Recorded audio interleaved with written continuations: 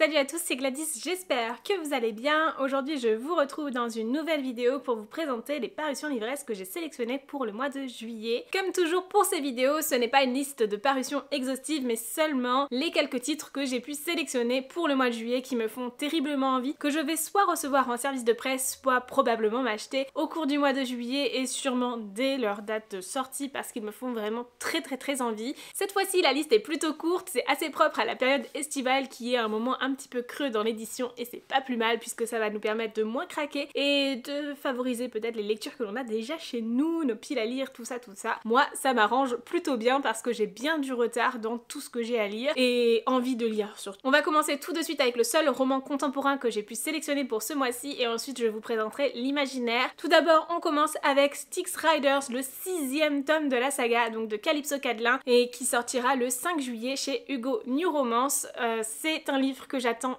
impatiemment, mais je n'ai pas encore eu le temps de rattraper mon retard dans les tomes 4 et 5 et en lisant le résumé je me suis spoilé quelque chose, donc je ne vais pas vous faire le résumé de ce livre là parce que sinon je vais vous spoiler et c'est pas le but de cette vidéo. Ici on va suivre deux personnages que l'on découvre déjà dans Styx Riders, ce sont des personnages secondaires dans les autres tomes et ces personnages là vont finalement avoir quelques petits soucis d'un point de vue sentimental puisque leur relation n'est pas aussi stable qu'ils pourraient penser, pourtant ils sont vraiment des piliers l'un pour l'autre et c'est essentiel pour eux de pouvoir s'entraider. Donc on va suivre tout ça dans ce cadre-là et quand même toujours avec ce contexte de Styx Riders, donc de ce club de bikers qui est vraiment super intéressant. Et puis surtout, à chaque fois, ou en tout cas dans les 3 premiers tomes, c'était le cas, Calypso Cadelin réussit à travers son histoire à mettre en scène certaines choses et surtout à apporter de belles valeurs et j'espère retrouver ça aussi dans ce 6e tome. Bref, j'espère être à jour de cette saga très rapidement, très prochainement. Je vais, je pense, enchaîner les prochains tomes dès que je vais pouvoir me remettre dans la lecture à fond parce que comme vous le savez, en ce moment c'était un peu compliqué pour moi. Déjà j'ai un objectif, finir toutes mes lectures en cours avant la fin du mois de juin et je ne sais pas à quel moment cette vidéo sortira, ce sera fin juin ou début juillet, mais j'espère sincèrement réussir cet objectif là avant de commencer encore d'autres lectures. On passe maintenant à tout ce qui est imaginaire et je vais commencer avec l'imaginaire young adult et la deuxième sélection que j'ai pu faire pour ce mois de juillet c'est Cemetery Boys de Hayden Thomas en format poche, donc on est sur une réédition qui paraîtra le 5 juillet chez Big Bang et je suis trop contente pour plusieurs raisons parce que déjà c'est un livre qui me fait extrêmement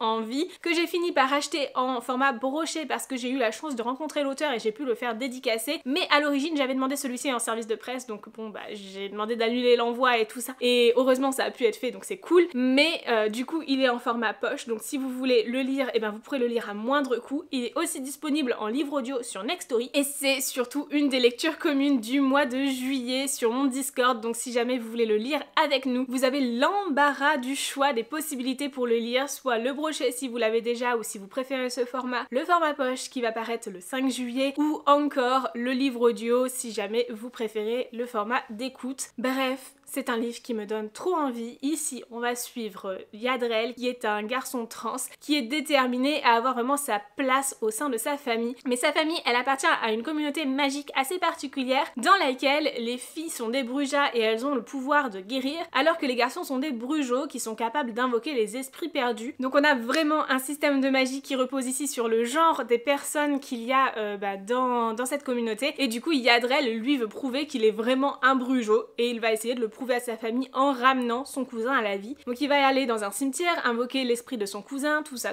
Sauf que c'est un autre fantôme qui le ramène à la vie et là, eh bien, de nombreuses choses auxquelles il n'aurait jamais envisagé vont lui arriver et j'ai hâte de découvrir tout ça avec vous très bientôt, donc sur tout le mois de juillet en lecture commune sur mon Discord. Et puis si vous le souhaitez, vous avez aussi une autre lecture commune sur mon Discord en juillet, le premier tome de Steam Sailors de Elias Green. On continue encore une fois avec un autre roman de Hayden Thomas. Il s'agit cette fois-ci des Disparus du pays de l'imaginaire qui paraîtra le 6 juillet aux éditions Sabran, donc qui est une collection, je crois bien, ou en tout cas une filiale de De Saxus, qui cette fois-ci va porter plus sur de la réécriture de contes et on est sur une réécriture de Peter Pan. Dans cette histoire, on va suivre Wendy qui est témoin de nombreuses disparitions à Astoria, donc des disparitions d'enfants, vous vous en doutez, et tous les soupçons se tournent vers elle. Il y a 5 ans, elle aussi avait été portée disparue avec ses frères, mais elle avait été retrouvée 6 mois après, seule dans des bois. Et là maintenant, 2 autres enfants ont été portés disparus et donc ça lui ravive certains souvenirs. D'autant plus que lorsqu'elle rentre chez elle un jour, elle va tomber sur un jeune garçon qui prétend la connaître. Il s'appelle Peter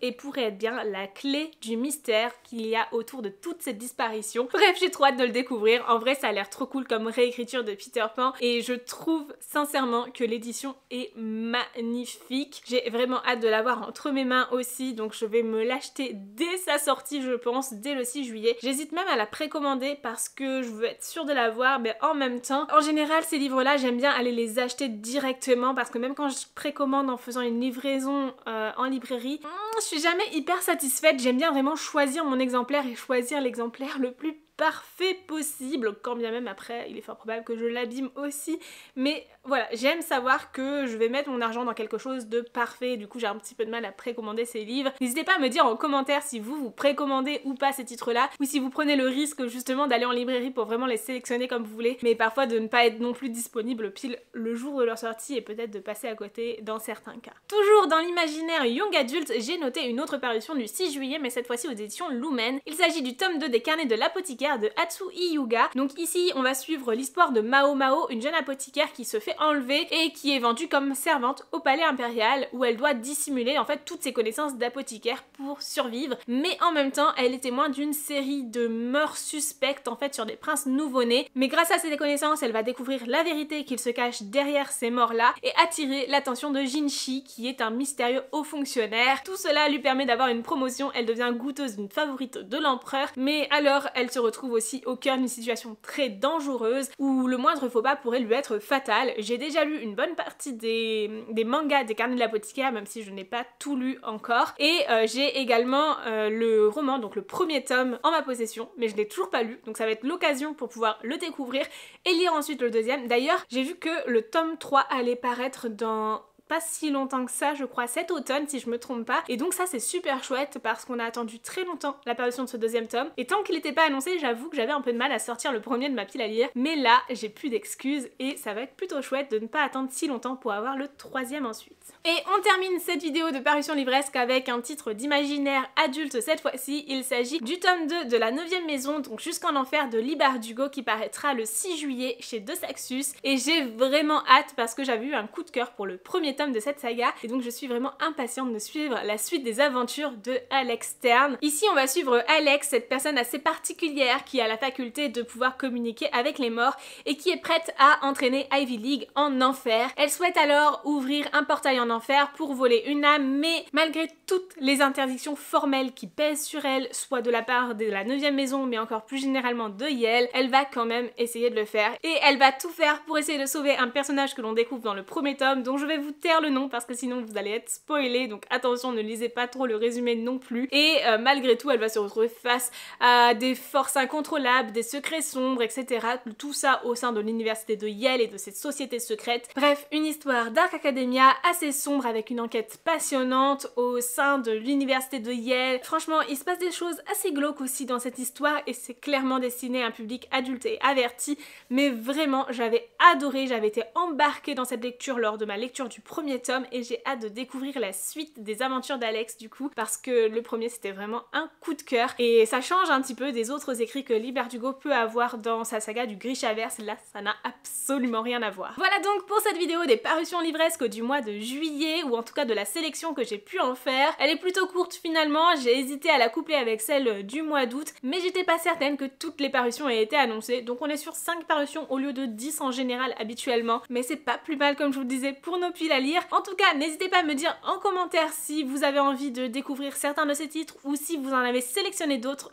dont je serais peut-être passée à côté d'une manière ou d'une autre. Je suis vraiment très curieuse de découvrir quelles sont vos sélections. Sur ce, en attendant la prochaine vidéo, je vous souhaite d'excellentes lectures, je vous fais de très gros bisous et je vous dis à très bientôt. Ciao!